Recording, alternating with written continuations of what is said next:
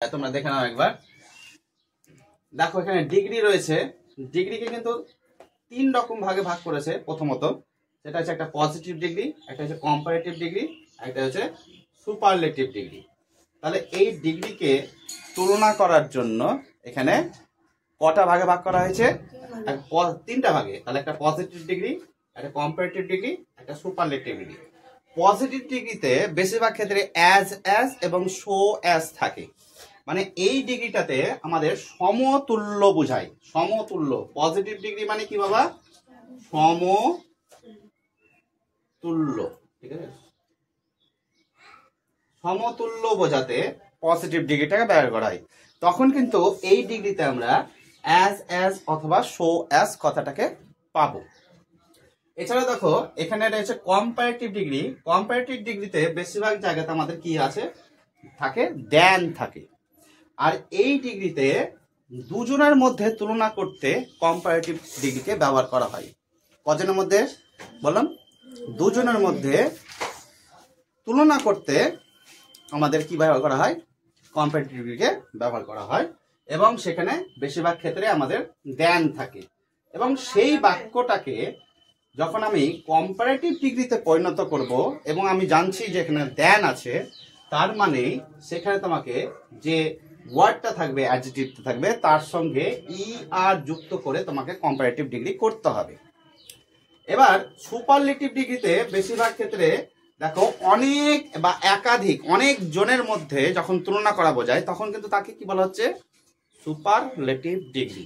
তাহলে অনেক জনের মধ্যে তুলনা করা। ক্লাসের মধ্যে আয়ান সব থেকে লম্বা ছেলে, তাহলে ক্লাসের মধ্যে আয়ান হচ্ছে ক্লাসের মধ্যে, মানে একজনের সঙ্গে কি তুলনা করা হলো? আয়ানকে এখানে অনেকজনের সঙ্গে তুলনা করা হচ্ছে। তার মানে এখানে আয়ানকে অনেকজনের সঙ্গে তুলনা করা হয়েছে বলে এটা কিন্তু সুপারলেটিভ ডিগ্রির মধ্যে পড়ছে। কারণ একাধিক অনেকজনের সঙ্গে তুলনা করা হচ্ছে। তাই যখন অনেকজনের সঙ্গে তুলনা করা হয় তখন আমাদের সুপারলেটিভ ডিগ্রি করতে হয়। আর সুপারলেটিভ ডিগ্রিতে ম্যাক্সিমাম জায়গাতে আমরা কি পাবো? দি কথাটাকে পাবো। সুপারলেটিভ ডিগ্রিতে যখন আমি পরিণত করতে যাব তখন আমাকে ইএসটি যোগ করে করতে হবে। কিন্তু এগুলো হচ্ছে একমাত্র আমাদের মনোসিলেবিক ওয়ার্ডের ক্ষেত্রেই কিন্তু প্রযোজ্য। মনোসিলেবিক ওয়ার্ডগুলো কোনগুলো? যে সিলেবিক ওয়ার্ডগুলো দেখো আমি এখানে লিখেছি, মনোসিলেবিক ওয়ার্ড শব্দগুলির মধ্যে একটি বা দুটি সিলেবল থাকে, তাই না? একটা বা দুটো সিলেবল থাকে। মনোসিলেবিক ওয়ার্ডগুলির মধ্যে যখন একটি বা দুটি সিলেবল থাকবে সেগুলোর ক্ষেত্রে আমরা কি করব? ই আর এবং ইএসটি যোগ করব। যোগ করে আমাদের কম্পারেটিভ ডিগ্রি অথবা সুপারলেটিভ ডিগ্রিতে পরিণত করতে হয়। তাহলে সুপারলেটিভ ডিগ্রি এবং কম্পারেটিভ ডিগ্রি যখন যুক্ত করব, কম্পারেটিভ ডিগ্রি সুপারলেটিভ যুক্ত করার সময় আমাকে ই আর এবং ইএসটি অবশ্যই মাস্ট লাগাতে হবে। বুঝতে পেরেছি? আবার দেখো একটি বা দুটির বেশি যদি সিলেবল থাকে তাহলে সেই ওয়ার্ডকে আমরা মোর এবং মোস্ট যুক্ত করে সুপারলেটিভ কম্পারেটিভ ডিগ্রি এবং সুপারলেটিভ ডিগ্রিতে করব। ঠিক আছে? যেমন দেখো এই যে বিউটিফুল শব্দটা ছিল, বিউটিফুল শব্দটা কিন্তু একে ভাঙতে গেলে কটা শব্দ আছে বাবা এখানে? বিউটিফুল, তাহলে দেখো বিউটিফুল,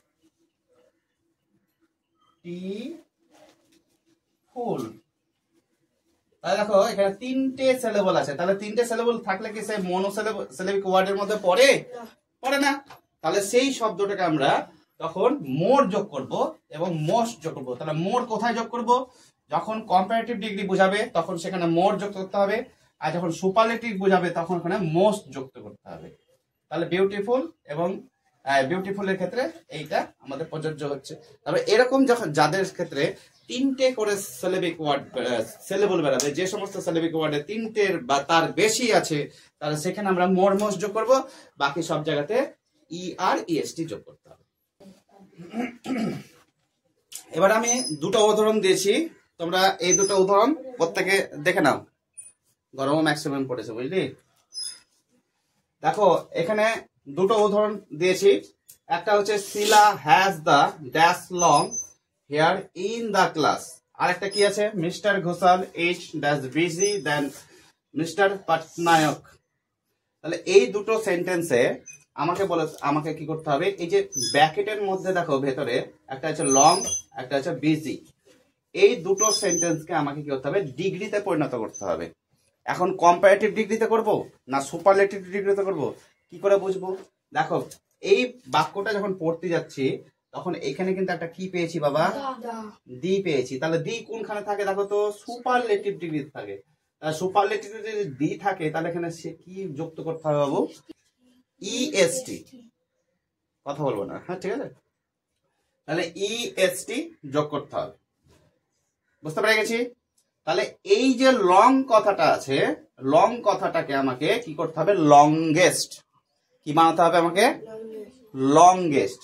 তাহলে লংগেস্ট বানানটা কি হবে, এর সঙ্গে ইএসটি যুক্ত করে, তাই L O N G est, longest. কেন হলো বুঝতে পারলাম, দি আছে, তাহলে দি এখানে আছে, দি থাকলে কি করতে হবে, এবার এই শব্দটা হচ্ছে আমাদের মনোসিলেবিক ওয়ার্ড এর একটা শব্দ, তাহলে এই মনোসিলেবিক ওয়ার্ডের জন্য ইএসটি এসছে, আর নাহলে তো মোর বা মোস্ট আসতো। ব্যাপারটা বুঝতে পারছি?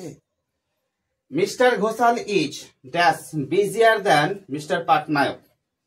তাহলে এখানে বিজি কথাটা কি মনোসিলেবিক ওয়ার্ড, বিজি কে ভাঙতে পারবে তুমি? পারবে না।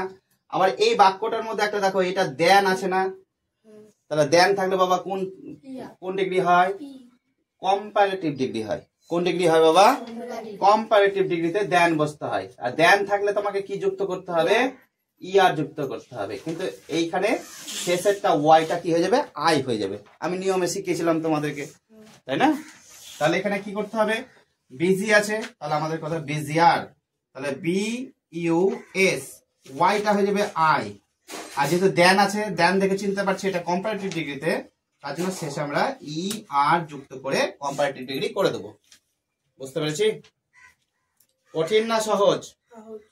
হ্যাঁ সহজ না? যদি বলা হয়, যদি এরকম দেয় তাহলে এটা কি হবে, সুমন ইজ দ্য